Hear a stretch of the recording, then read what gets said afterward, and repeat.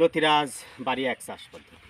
এ সময় লতিরাজ বাড়ি এক চাষ করলে মাত্র ৩৫ দিনেই লতির ফলন চলে আসে। প্রিয় দর্শক, যারা লতিরাজ বাড়ি এক এর চাষ করতে চান, ভিডিও স্ক্রিনে নাম্বার থেকে যোগাযোগ করে চারা আমাদের কাছ থেকে সংগ্রহ করতে পারেন। তো যাই হোক, আসুন আমরা লতিরাজ বাড়ি একের ক্ষেত দেখেন।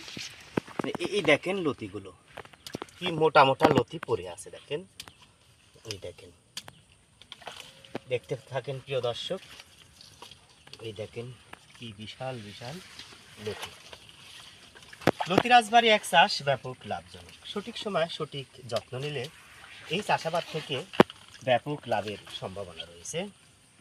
প্রিয় দর্শক, আপনারা দেখতে পাচ্ছেন লতিরাজ বাড়ি একের লতি এলু পাতারিভাবে বের হয়েছে। এই লতির চাহিদা বাজারে সবচেয়ে বেশি হয়ে থাকে।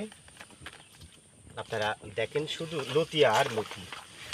এই লতি মোটামুটি 10 থেকে 12টায় 1 কেজি হয়ে থাকে। বর্তমানে প্রতি মন পাইকারি বিক্রি করা হচ্ছে 2000 থেকে 2500 টাকা।